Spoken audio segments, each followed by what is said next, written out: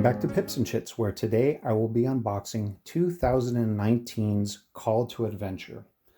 Call to Adventure was designed by Johnny and Christopher O'Neill with art by Matt Paquette and published by Brotherwise Games. It is for 1 to 4 players, ages 13 and up, and plays in roughly 30 to 60 minutes.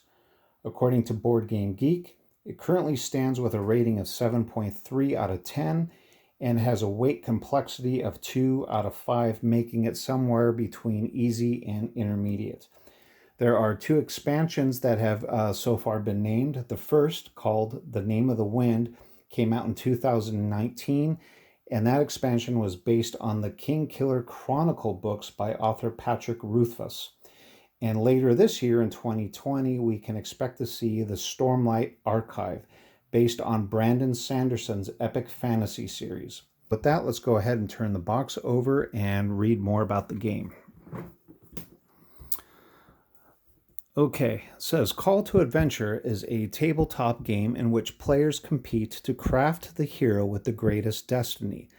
Play cards to build your character, cast runes to face challenges, and choose whether to follow a path of heroism or villainy.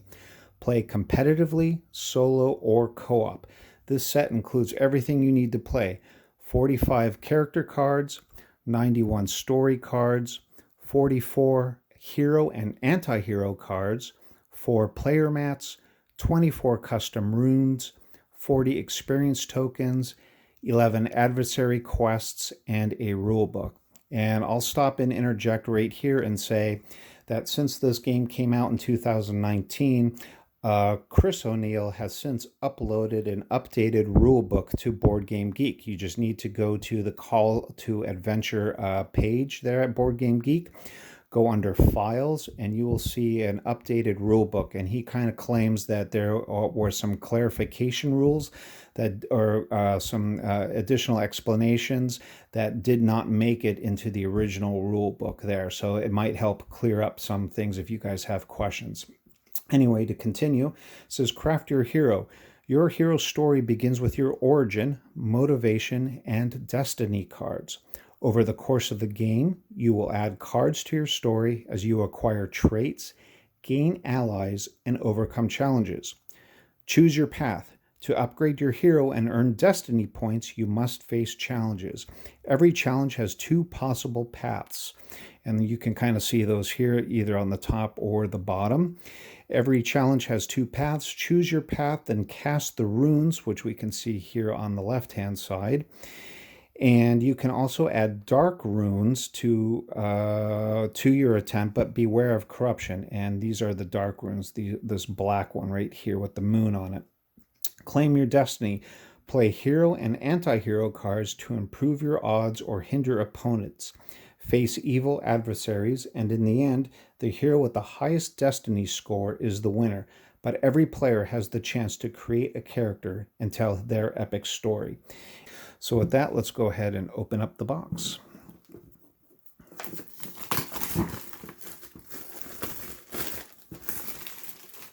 All right.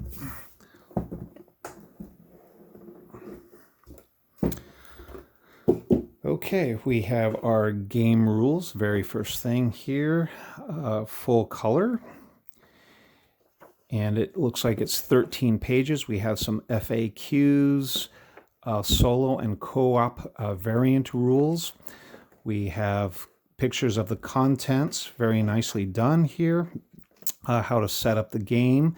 Looks like it's some nice step-by-step instructions, dealing cards, revealing your characters, preparing those different story decks. Goes through each turn, tells you about the runes that you have, including the core runes and the dark runes.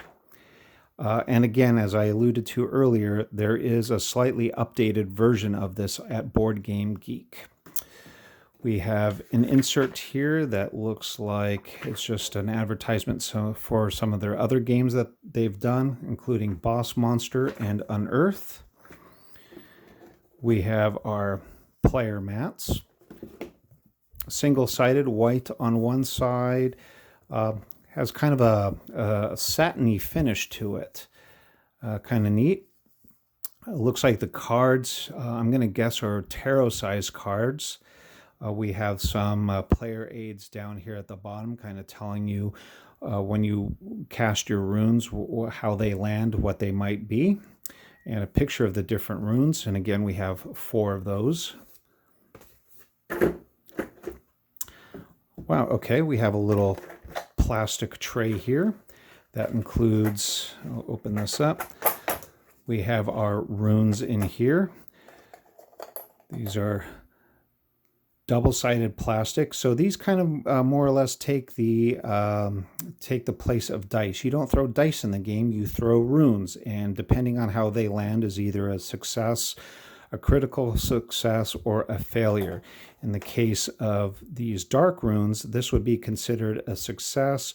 This would be considered corruption, where you would go down on the corruption track.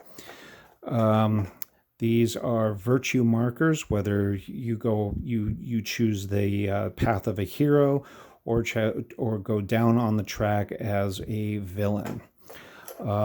Different runes, they have the different insignias. We have some for strength here. We have some for dexterity. I believe this is intelligence. This is drawing a card, either a hero or an anti-hero. I believe one of these, it's not, I think it might be Constitution. I might have that wrong. I'll have to look at that later. But anyway, there's that. We have a bag of experience. Here, these little tokens stand for experience. They're red, kind of see-through plastic. We have a bag. There should be 40 of them in this bag here. Let's see, we have a score sheet that has the up to 4 players and different, you'll be scoring points for different, symbology that you lay out during the game. Single-sided, doesn't look like a lot. You could probably either photocopy these, or I believe on Board Game Geek also there's a file where you can print out more of these as well. We have really deep hollow trays. I guess they've already expected that, you might go ahead and get some of the expansions in the future. And I would assume that they go into the decks 1, 2, and 3 like we saw, or we can see here. Let's open up one of these.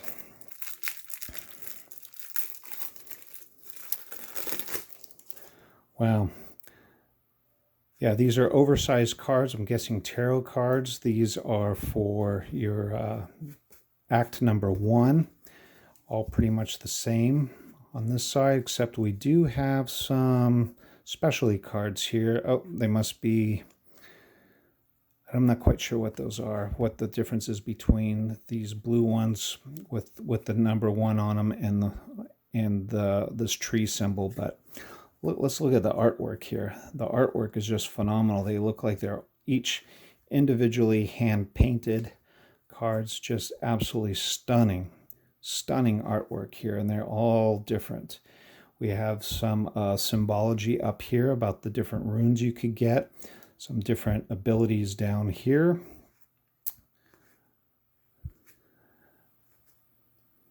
Oh, I'm assuming that these must be the type of players you can be, a squire, a conscript, a performer. So these cards here must be the roles that you take there. And then we have your deck of cards for Act 1. Again, they have the decision points. You'll either do the top decision or the bottom decision accordingly. And these are the challenges that you'll have to come across and how many successes you'll have to make using these runes here.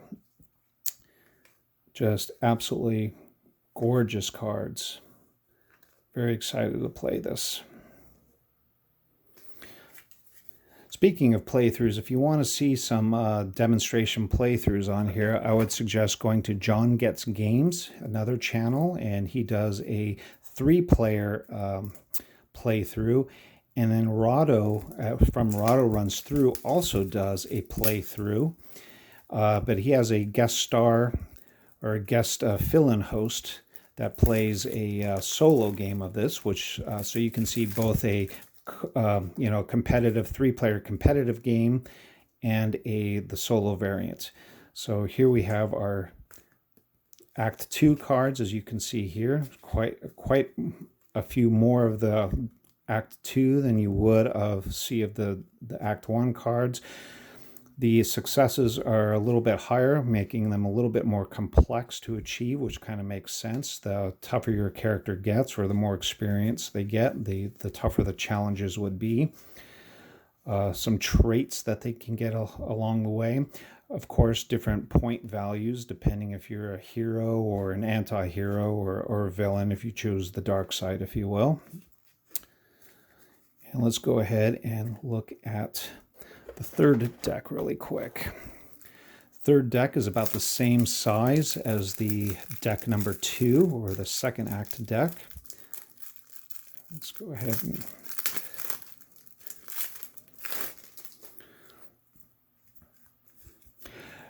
pretty nice thick cards here.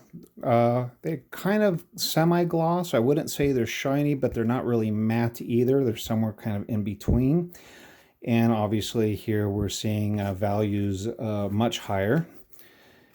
These would be the third act cards, starting at 6, 7s. Oh, we got a couple 5s in there, but we definitely have some 8s in there. And these are your adversaries. And that is pretty much it. I do like the fact, though, that we have these deep wells once again. Oh, no, I totally forgot about this. We have our smaller deck of cards here. Sorry about that. Let's open these up here. Again, all of these cards look like, no two cards look exactly the same. It's just amazing how much different art went into all of these. Oh, as soon as I said that, of course, I come across that. But for the most part, I would say the majority of these look absolutely different, which is pretty nice. So we have cards with a skull on the back of them. We have our dark side deck. We have light-sided cards. I guess these would be your anti-hero cards, and these would be your hero cards. And they're just kind of all mixed in here, probably sorted, you know, obviously when printed at the factory, they're sorted a specific way. So we'd have to separate those out into their 3 respective piles. But otherwise, just absolutely gorgeous cards. And these are more your standard size cards like most other games. So with that, let's take it up top side here and talk about why I decided to get this game. Hey there, welcome back up topside. Now I want to discuss some of the reasons why I went ahead and purchased this game. First of all, I've been on this storytelling jag as of lately. I've been playing Legacy of Dragonholt solo by myself the last couple of weeks, and I plan on doing a little bit of a review on that later on, but I've really enjoyed that. On my computer, I've been playing Pathfinder Kingmaker. It's a video game, but I really started to get into the writing is really deep in that.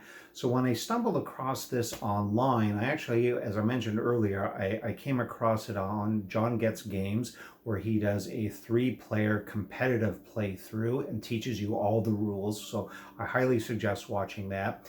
And then also Rahdo Runs Through, as I said, had a guest commentator one day, or a guest host, that ran through the solo variant. And it looked just as exciting and really deep. And so these cards, here you get to craft a character. You have an origin, you have a motivation, and it culminates in this destiny. And whether you have started the plan off as a hero, and maybe the runes or the cards or the story didn't work out in your favor and you turn maybe to the dark side, or vice versa. Maybe you start as a street orphan and then find yourself as a valiant paladin taking on one of the major adversaries of the land. I think there's a lot of storytelling, very rich, especially it helps with the authors involved. And it's rife. It already has 2 expansions named, with a 3rd one coming down the pipe. And each one of these adds so many new cards and new elements and new artwork. There's no way you can play the same game twice. The second reason, I kind of already went into that too, is the price point. The core game itself you can find for approximately $30. The first expansion is, about $16, $17.